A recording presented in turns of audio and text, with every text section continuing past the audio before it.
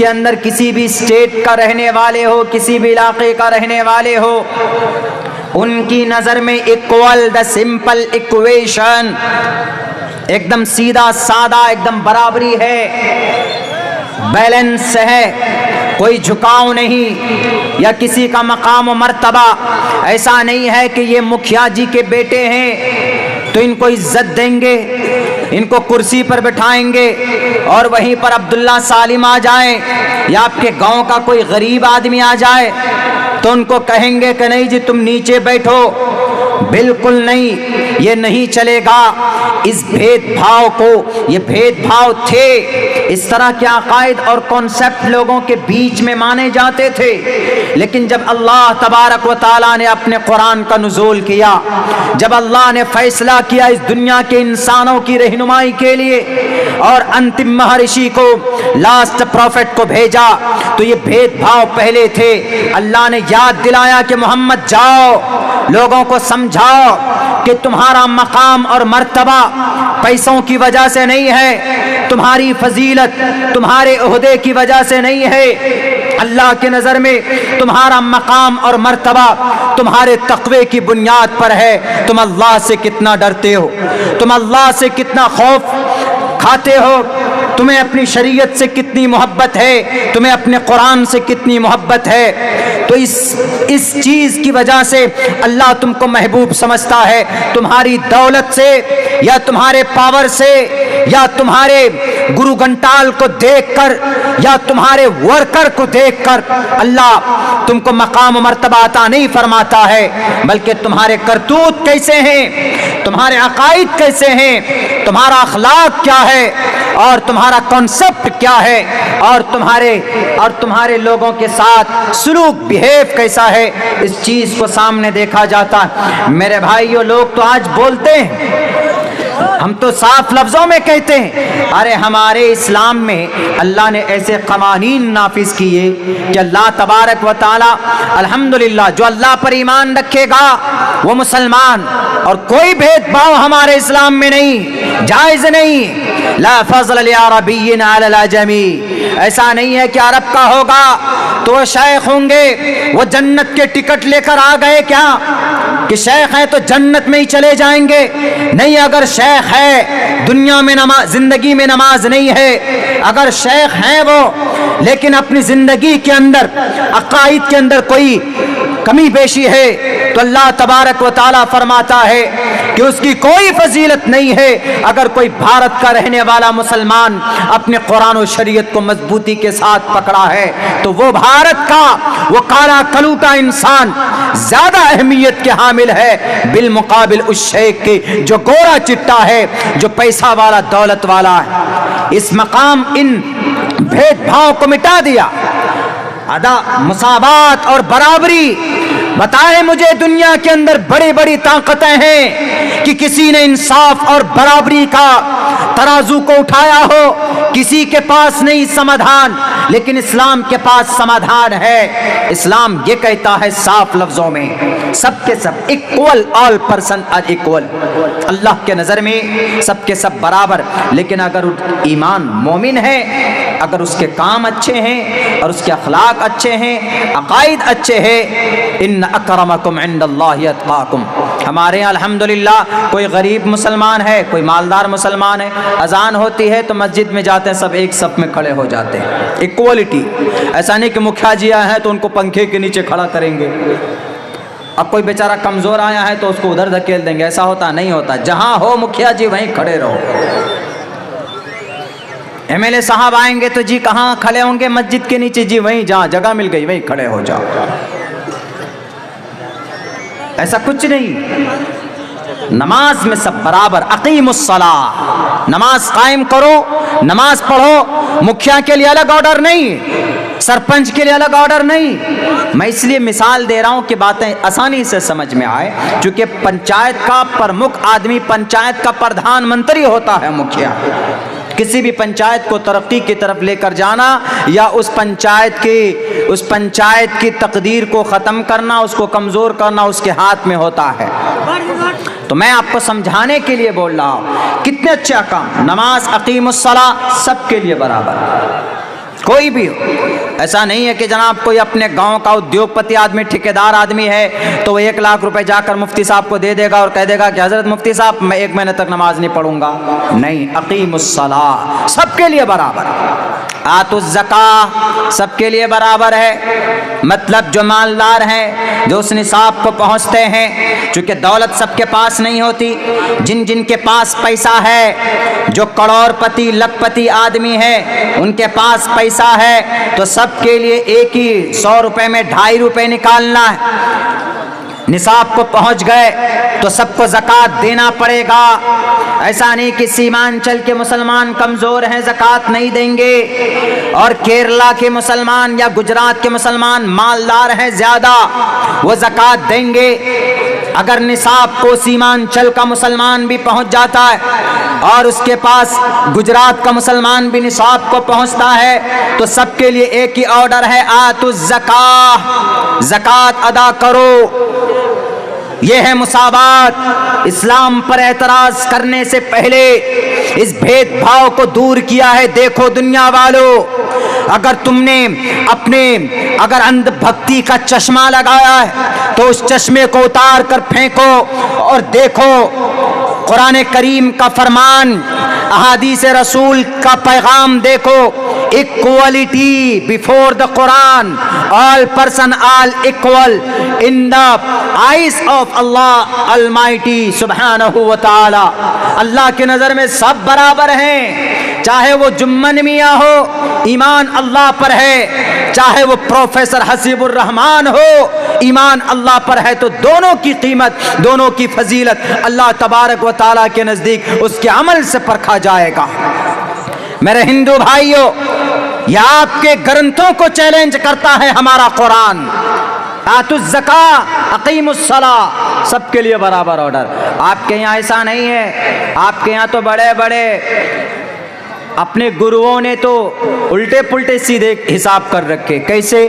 اگر ہمارے ہندو بھائیوں میں برہمن ہوں گے تو وہ پوتر ویدات کو پڑھیں گے، اور اگر کوئی شودر ہوگا، چھیتری ہو گیا، ویشیہ ہوگا، اگر کوئی چھیتری ہے تو وہ خدمت کرے گا، اور اگر کوئی شودر ہے تو وہ آدیواسی بن کر رہے گا.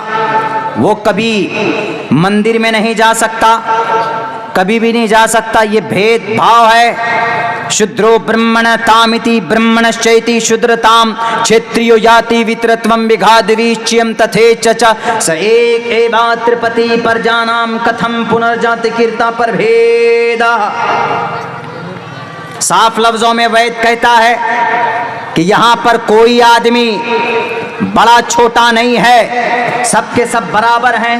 عمل اگر اچھا ہے تو ایک غریب آدمی بھی مالدار کے اوپر مالدار سے بڑھ سکتا ہے.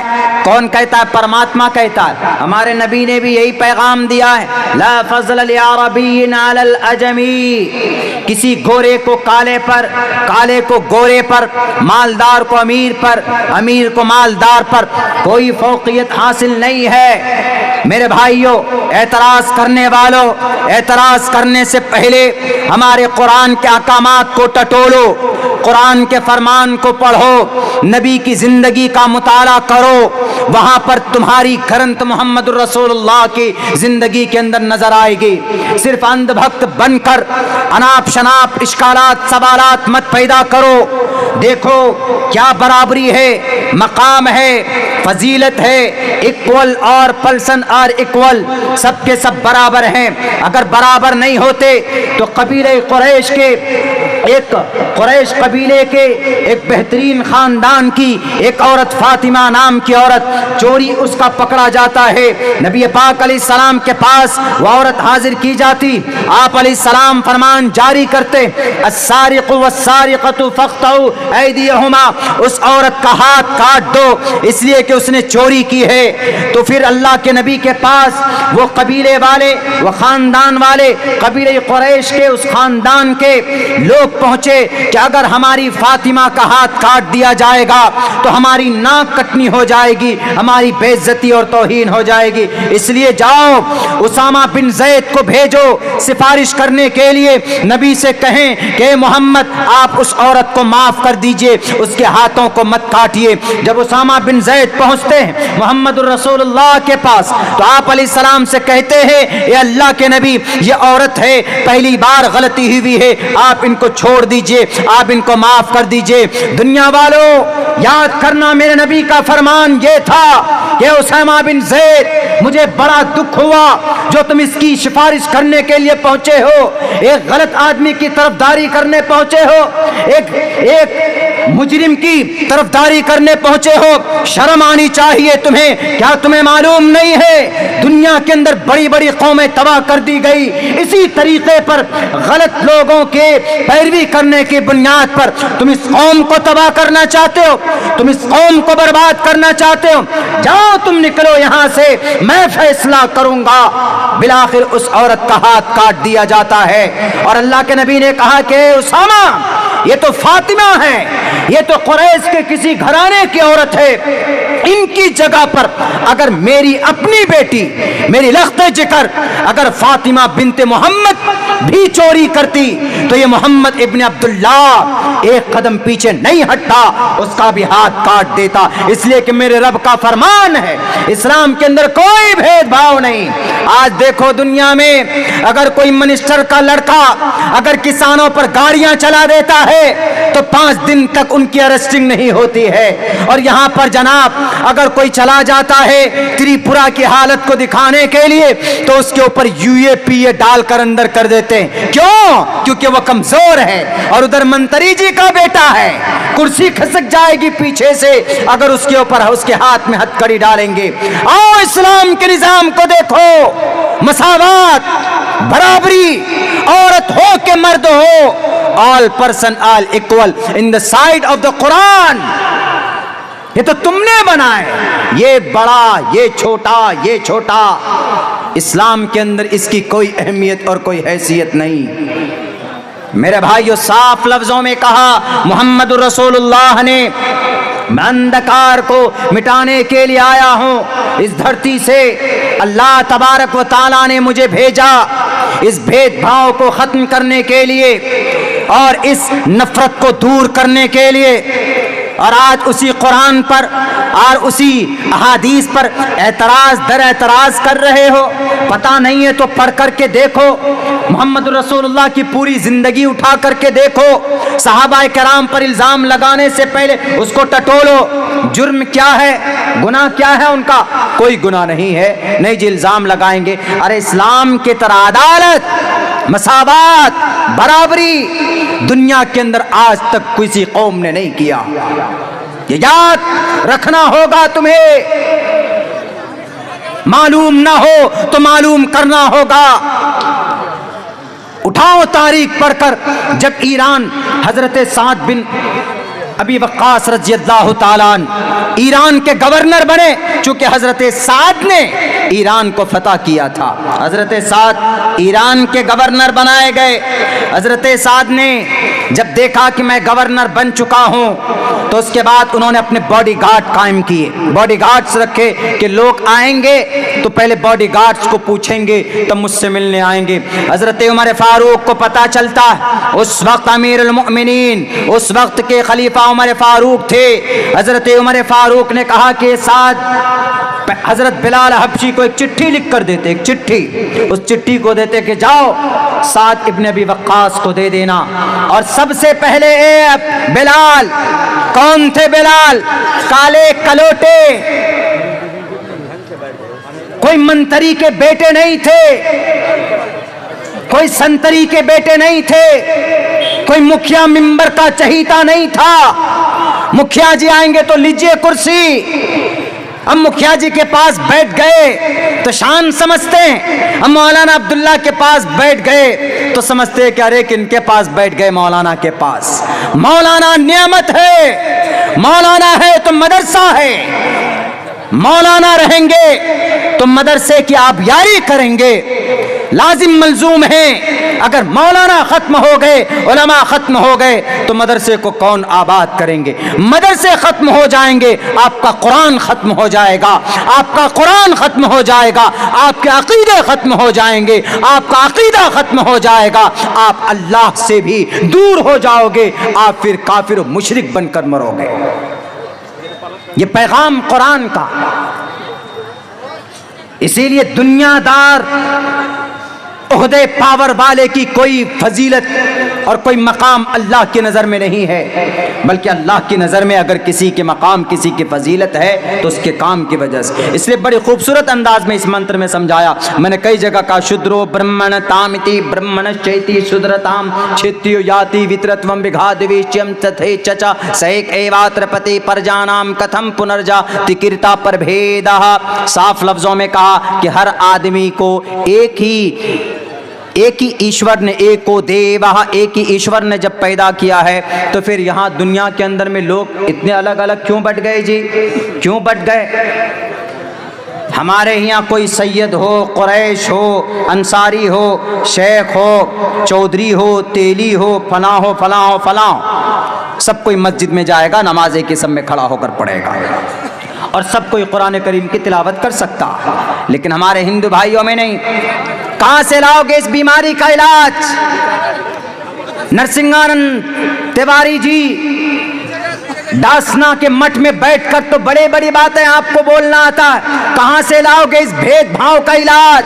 आना पड़ेगा मोहम्मद के दामन में, तुम्हें आना पड़ेगा कुरान के औराक में, तुम्हें इलाज मिलेगा। तुम्हें आना पड़ेगा अबू बकर की जिंदगी में, उमर फारूक की जिंदगी में आना पड़ेगा, हजरत खालिद बिन वलीद की जिंदगी में आना पड़ेगा। इल्जाम लगाना बंद करो।